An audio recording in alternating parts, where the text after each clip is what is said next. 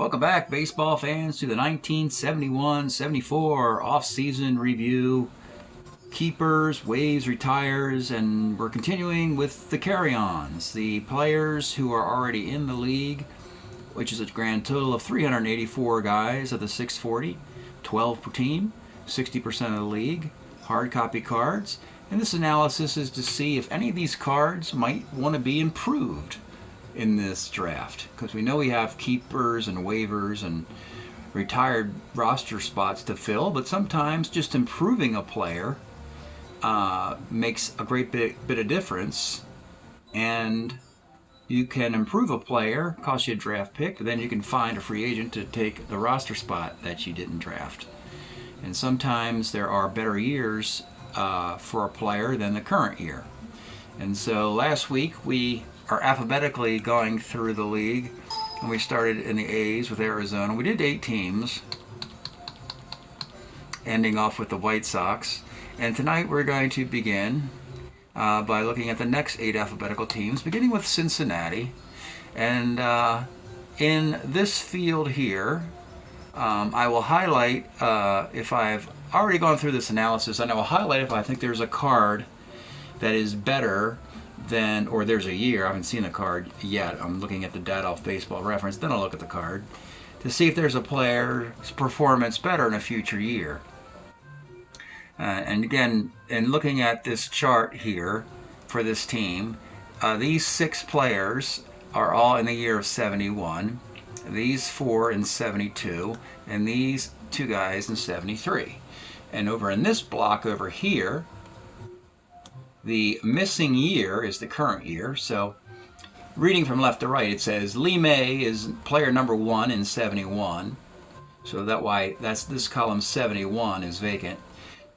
To see if a better performance is 72, 3, and 4. I'm just going to look at just him for this team because they don't really have a guy who gets better. Actually, Lee May is up right here. I'll show you. And 71 is pretty much his best year in this sample here. And this card was used to great importance for the Reds. And maybe that was the key. I remember, that Lee May was kind of jinxed in that 70 World Series because of Brooks Robinson. But this 71 card was used with that most of the rest of that 70 Reds team. And, well, they won the World Series because he had 25 points better. His on-base percentage, his slugging, 39 home runs. It is the best year between 71 and 4, and so the Reds are going to hold on to him for that one more year and then make the big trade in 72. Maybe it's just Lee May for Morgan straight up. I don't know what it's going to be yet. There's a lot of time to figure out. Got to play another season of Strat-O-Matic Baseball next year, and then kind of figure out how we're going to move Joe Morgan and Lee May to their new clubs. But in any event, Cincinnati is not making any moves with the 12 guys they have. And when you think about it, it made sense. The 12 guys they have from these years, 71, 2, and 3, contributed to that World Series team. So let's go to the next team alphabetically. That's Cleveland. And Cleveland does the same thing. They also don't find anybody better in these years. Maybe that's why Cleveland surprised everybody and went to the playoffs. I know this is Duke Sims' best year in 72. Gaylord Perry has a magical 72. Lowenstein's best year in Cleveland is 72. Tidrow debuts in 72, and it just gets worse after that until he gets to the Yankees. Chambliss is a steady player from 71 throughout the decade, but not too spectacular of a player. Steady would be the best definition. So you can see that this Cleveland team is just going to leave the 12 players alone and just do the conventional draft with your keepers, waves, and retires. All right, next team. Oh, Colorado, expansion team. Obviously, expansion teams don't exist. So, of course, they've had players plugged into them.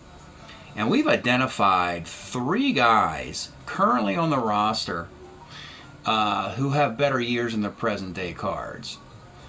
I highlighted in here, but I also really highlighted there with these 2 players. Let's start with Ron Reed first. See if I can find his card here, and I'll pop it in the bottom corner there for you. So there's Ron Reed's card, and we'll bring his stats up here too. And I determined that 74, he's an improvement over a 71 card. Is it significant? 71, he's got a 3.72 ERA, pitches on 3 days rest, has a whip of 1.23. 74, his ERA is down about a half a run, doesn't pitch on 3 days rest, his whip's down to 114, and this is the card, starter 7. So, from a technical standpoint, you could say it is an improvement, but in a practical standpoint, is it enough of an improvement to get rid of the 71 card and do the swap? So, the first consideration is, do you have anything else going on in 74? Well, unfortunately, yeah, they have plenty going on in 74. Speaking of that, let me just drift over here for a moment to your keepers for Colorado. Yeah, Colorado, Rick Monday and Don Money both have great years in 74. I should highlight them here now so I don't forget. They have really nice years. Don Money's a 1 as a third baseman in 1974. And Rick Monday has his best statistical year in that year of 74. He is kind of ordinary in 71 and 2 and 73. This should be 73. That's kind of funny. Messed that up. That should be 71, 2, 3, and 4 over there. But I don't know what Colorado is going to do, because look what else is going on in this carryover list. Rick Auerbach. Look at this, the case of this guy. This guy is your expansion team Hall of Famer. There's a special Hall of Fame just for the expansion teams, and Rick Auerbach's on that list. And let's look at the curious career of Rick Auerbach and how it works in the 4-year carryover league. Probably the best performance of any baseball player in the 1970s. From a guy who statistically was a marginal utility player, but he's got his outlier years are exactly 4 years apart, and it's kind of stunning. So we have a 71 card in the league right now. Actually, we have a 72 card in the league right now. We have a 72 card in the league as a full season with Milwaukee, with 24 stolen bases at a .218 batting average. So his best attribute is stolen bases. But Auerbach, in 74, as a utility player, Strat-O-Matic Princess card, 342, 791 OPS. And while we're on the subject, 4 years later, in 1978, same kind of thing. 65 plate appearances, 327, 958 OPS. So if you jump right now on the Rick Auerbach bandwagon, you can get 8 years of performance with a mean average of around 335 as a shortstop for a guy who, for a career, hit 220. So that is how an expansion team can compete with the big boys in the league. They gotta find these lucky guys who are good once every 4 years. And let me repeat, the maxim of my league is a baseball player is good at least once in 4 years. All baseball players, they should be. And what is good? Well, maybe they're good defensively, maybe they have some speed, maybe they are good in a platoon, maybe a situational pitcher, a lefty gets lefties out, a righty gets righties out, a good backup catcher with a minus arm.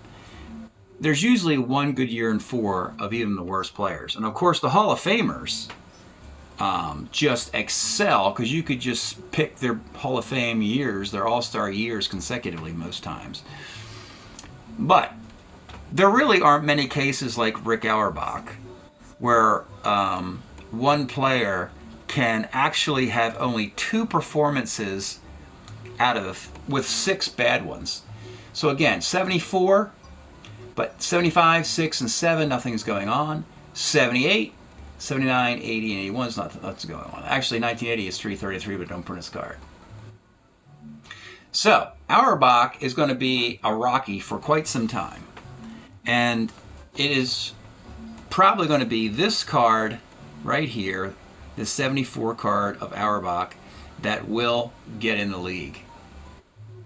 Now, the next player is Joe LaHood, who also has a similar performance of improvement. But, again, Colorado has a lot going on in this year. So, you're going to have to sort out what you're going to do with your players. So LaHood's 72 card is in play. It's a 237 card with a decent on base and a 399 slugging, 730 OPS. In 74, he brings up to 271, 367, 458, 8 1/4. That's a fine card. And if the Rockies didn't have anything else going on, they'd go Auerbach, LaHood, and tell Don Money and Rick Monday to take a card in the years 71, 72, or 73. Unfortunately, Monday and Money don't have a lot of good cards in 71 through 73. So, Auerbach will be one, because you have to take that jump. That's 100 points in batting average you're going to gain. He'll be one of the 74 guys. Don't know who the other one will be. So that's the dilemma for the Colorado Rockies. Good dilemma to have for an expansion team. All right, next up, the Tigers.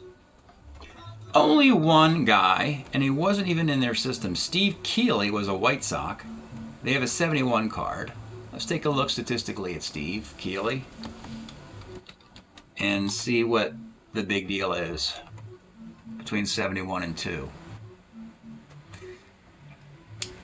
He improves his ERA and he lowers his whip, puts less guys on, which can be very important for a reliever. Also, 10 homers in 77 innings. Now he's down to 4 in 57. So he's cut that in half. He's cut that in half. His strikeouts are the same. Walks are down. Homers are down. Whip is down. So this might be worth the. And there's his card there. We take a look at that. And we look closely at the card. We see he's a relief 3. And yes, not many hits, no walks against righties, 66%. And against lefties, 1-4 line out, homer 1-4, fly out, a couple walks. That's a nice card right there. So if the Tigers were stuck in the year of 72 and couldn't find any talent on the in the draft, none of their keepers in 72, the waiver pool, the rookies. If all looks bad, as a last resort, improve Steve Keeley. And at the end of this year, let's say you don't, right? So what it means is you'll play a 71 card this year, and then the following year bump it up to 72. Or dangle him in a trade as a very capable reliever. All right, next team, Florida. And again, one player, and I have the heavy notation for Hal McRae. Hal McRae, who this is during his Kansas City period, and he's not going to participate with Kansas City. And that's why we have a carryover league with 32 teams in it, folks. We can't just let all of the teams have all their players. They have to protect only so many. And being a designated hitter, it seemed to be a position that the Royals had other guys that could fill that need. And they rather protect the position players like your Bretts and Patek's and Rojas and Cowens and Otis and Mayberries and guys like that, John Wathan and so forth. So McRae was left unprotected and an expansion team got him. And that's good for an expansion team. They need competitors. You saw the Rick Auerbach situation. McRae is much easier to fit into the narrative because he's usually good most times in 4 years. We have a 72 card right now. He was mostly a pinch hitter for the Reds, played in that World Series in '72, put him in the outfield, where he wasn't very good defensively.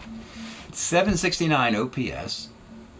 But in '74, he hits .310 with a nice on base and an .850 OPS, has 30 MVP votes.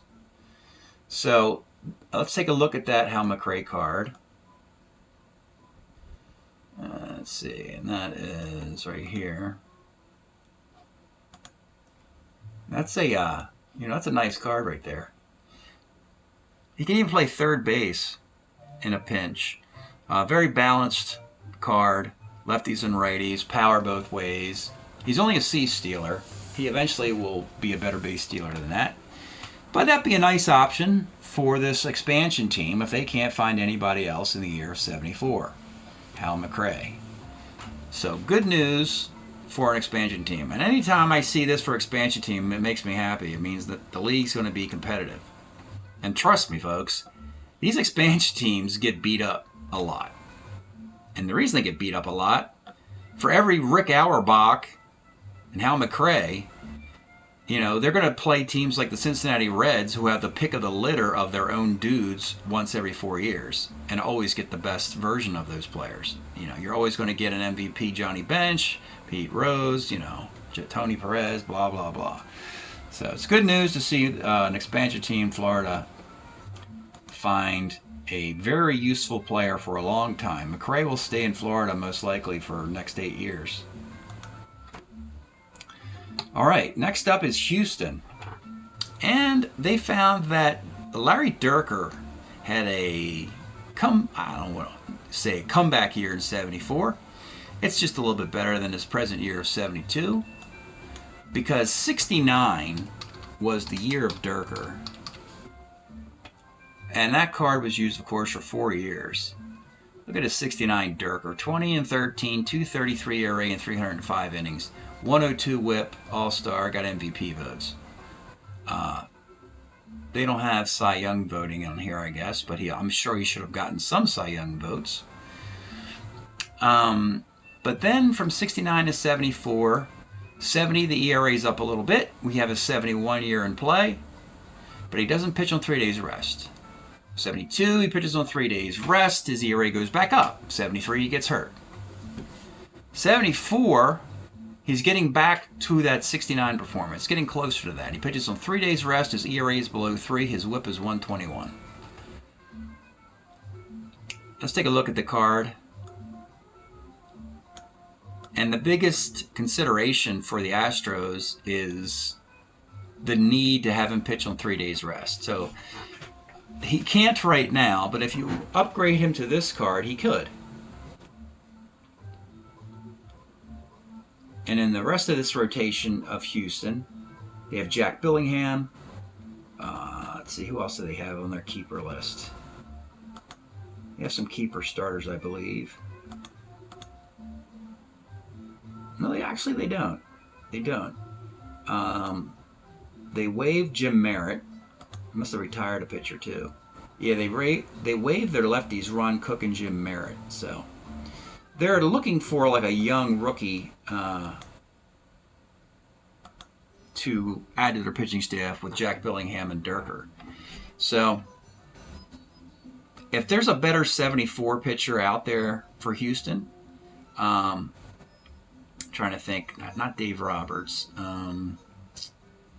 but if there's let's say, look at the '74 Astros for a second. So there's your '74 Astros. Let's look at the pitching staff. See if there's some young gun here. Mike Cosgrove. Okay. I got their. Here we go. So Dave Roberts gets traded to them. He's still in San Diego. Osteen's still in the Dodgers. Wilson's in Ohio. Griffin is a right-handed, but he's nice. Mike Cosgrove would be a nice little reliever. Fred Sherman is protected by, I believe, the Tigers. So there's nothing obvious in the Houston farm system. So it could very well be with no pressing player that Dierker is the card chosen for '74. All right, next team. is Kansas City. Another team that is content to keep the 12 guys in years. Pat Kelly's best years is in 71, then he starts to go downhill a little bit. Rich Hinton didn't miss a bunch of years. Heedlin's got a great year in 71. Patek has MVP votes in 71. Rojas hit 300 for the only time in his career in 71. Shaw's best year. Mayberry's best year is 72, along with Nelson. This really kind of shows how the potential Kansas City. They already have all these guys in their best years. And this is before Brett shows up. That's how good Kansas City is. Otis, Doug Bird, Nelson, Mayberry, Kirkpatrick, Piniella. Of all these guys, Piniella might be better when he's a Yankee. But to go into a season with 12 guys having their best years between 71, 2, and 3, and then adding George Brett in 74 in the draft, Kansas City really was terrible last year. They finished in last place, and now they have a chance to go worst to first. Tough division, though, because the White Sox, Twins, and even Milwaukee are all improved. But that's going to be a really tough division once Kansas City gets the Dennis Leonards, the Larry Guras, the Paul Splittorfs, the guys like that. And the final team tonight, and this is a fine lesson here with the Dodgers. So, here's the story. So the Dodgers in the draft had an 18-man roster and 2 holes. And they had 71 to select. And so they went with 71 Joe Ferguson and 71 Steve Garvey. And they were just too green. No pun intended there. They just were like quadruple A players. One more A past triple A. Sort of in that area between major league, just not very good in the year of 71. But they were added to the league as utility players. And now, the reason that it was done is they knew that when 1974 rolled around, they could immediately improve Steve Garvey to the MVP of the National League and trade Wes Parker, which they did. And Joe Ferguson, we'll look at him first. Let's look at the numbers for Joe. So 71 Ferguson is the card we have. Look at that. 216 card with a 608 OPS just because he hits lefties better than righties. And he platooned with Tom Haller. That's a pretty weak performance. But now the Dodgers could say, let's go to 73. And now he's a full-time catcher, 25 home runs, 263, 369, 470, 839 OPS, and 21 MVP votes. That is big news for the Dodgers. So I'm locking that one in. They're going to do that. And then, of course, even better news, Dodgers, this is kind of the year where they are going to be on the top shelf of the National League with the Cincinnati Reds and New York Mets, who have had their way with the Dodgers during this timeline. The Reds and Mets have been beating up on the Dodgers, and now the Dodgers are going to start to play better. So Garvey's 71. Here it is up here. 227, 673 OPS. Only a third baseman, was a 4.37. And he actually had a decent year. Kept rolling his home runs. He actually hit 7 home runs in my small little league of 40 some odd games. So he overachieved in that performance with that card, but there's no need to try that card again, because you can just go right to 1974 at the age of 25. It all clicks. That's where it comes alive at age 25, full season. He might have started his consecutive game streak here. If he missed games like in April. I don't know if it started in 74 or 75. Of course he has the consecutive game streak. All the way through 80. And then, strike year counts too. I guess 83. But anyway, 74 Garvey, 21 homers, 312, 342, 469, 811, 8 Gold Glove, and the MVP of the National League. Let's look at these two players. First, Joe Ferguson. And you see that card. So he still crushes lefty. He actually crushes lefties much more than he did with 71. He also is a -1 arm catcher, and he's got a -2 arm in right field if you're inclined. And there's nothing wrong with him against righties. That's an everyday catcher. On base and power, a walk in the 3 column. That is an everyday catcher. Injuries on 11, so you do need to carry a backup catcher and give him some days off, just like all the catchers who have injuries on 11. But otherwise, this is an all-star potential for Joe Ferguson. Potential. And Steve Garvey, who once had the 212 column, where homers were in 11 and 12 down there, and it just ended in 212 to up to 27, and a 4.37 at third base. You see, he chases Wes Parker off the roster. He's your one, power both ways. One of the things that was a problem with Garvey was hitting into double plays. And he doesn't do it a lot here. It would be a bigger problem in the 80s than when he's with the Padres. The GDPs. You see the GDP numbers, look at that. By the middle, you see only 8 double plays in 74. And look at that, 25 in 79. So that's another thing to consider, these double plays that he doesn't hit into. So, yeah, MVP. You take an MVP anytime you can. That's the point. So, Garvey and Ferguson will make the Dodgers much better. And that is the 8th and final team alphabetically. When we resume next week, we'll go to Las Vegas and see what that expansion team does. Thanks for checking out these Carryon analysis. We'll see you next week.